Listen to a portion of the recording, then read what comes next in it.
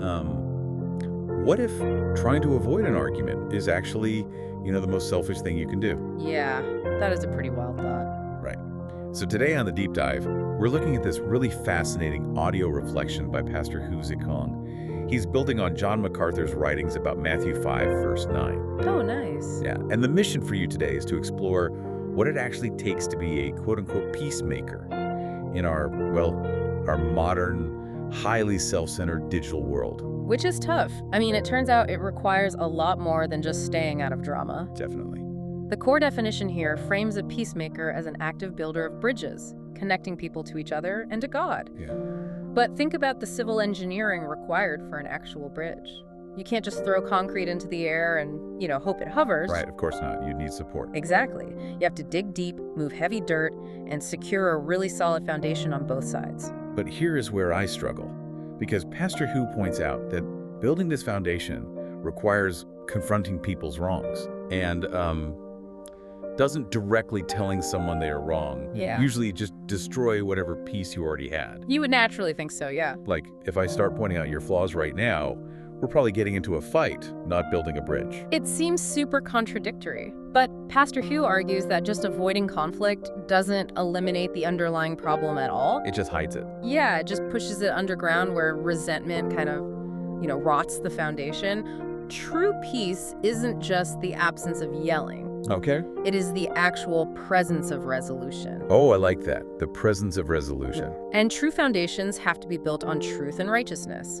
So a true peacemaker tackles the issue directly, but they speak truth with love. Okay, so it's about connection through hard truths. Exactly. And the key distinction is doing that hard work of resolution without actually enjoying the argument itself. Which is a fine line. Yeah.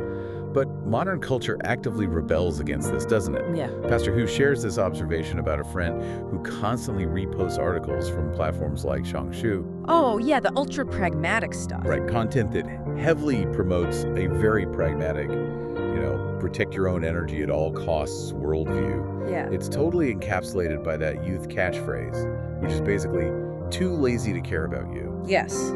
And MacArthur's framework highlights how that exact mindset just directly clashes with faith-based selflessness. Because you're just ignoring them. Right.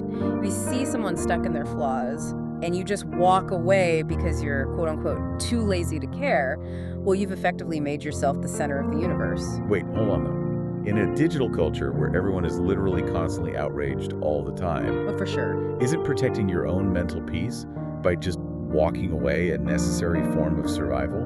I mean, calling it selfish feels incredibly harsh to me. It is harsh, totally. But it gets to the root of what active conflict resolution actually demands. Okay. The argument here is that prioritizing your own emotional comfort over someone else's growth is inherently self-serving. Oh, wow. I mean, that stings a bit, but I get it. Right. True peacemaking requires you to sacrifice that personal comfort to actively pull someone out of their mess. So if passive avoidance is selfish, I feel like the natural human reaction is to swing to the other extreme, which is aggressive confrontation. Oh, absolutely. But attacking the problem incorrectly creates a whole new disaster. Yeah, Pastor Hu uses this brilliant metaphor about headlights.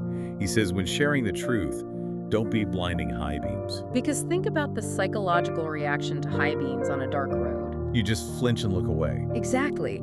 If you blast someone with harsh light, they physically close their eyes and put their hands up defensively. They literally cannot see what you're trying to show them. Right, even if you are entirely right in what you're saying. The goal is to be a small, tolerant candle instead. A candle, right. Yeah, a candle provides light and warmth, and it invites someone to lean in closer on their own terms. That completely shifts the dynamic from an attack to an invitation. That makes so much sense. It really does change everything. And failing to do that leads to the collateral damage of, say, office gossip. There is a proverb mentioned in the reflection, don't scold in the main street and apologize in the alleyway. I love that quote. It perfectly captures the permanence of our actions. Like, if you drop a bomb of harsh words in public, quietly taking it back in private later doesn't erase the public humiliation. Because the damage in the main street is already done. Exactly. People remember. Think about your own office, Someone loses their temper in a team Slack channel. Oh, we've all seen it. Right. They might apologize in a private DM later, which is the alleyway. But that public outburst is already screenshotted. Precisely. In today's digital age, The main street is basically the internet, and those digital footprints are entirely permanent. That is the modern warning here. If you lose your temper instead of building peace, that digital record resurfaces as your quote-unquote dark history. Like 3, 10, or 30 years later. Right, exactly. So what does this all actually mean for you listening right now? Well, true peacemaking is an active, often uncomfortable sacrifice. It really is. It requires abandoning that too lazy to care mentality. Right, and doing the heavy lifting of bridge building. Yeah. Speaking the truth, but doing it slowly, carefully, and, as a candle, not a high beam. It just forces us to rethink our default reactions to conflict entirely. Which leaves you with this final thought. Think about your most frustrating recent conflict. Okay. If a screenshot of how you handle it were to suddenly surface 30 years from now, what would it actually show? Wow, that is a tough question. Would it show you blinding someone with your high beams, walking away because you were too lazy to care, or doing the hard, messy work of building a bridge?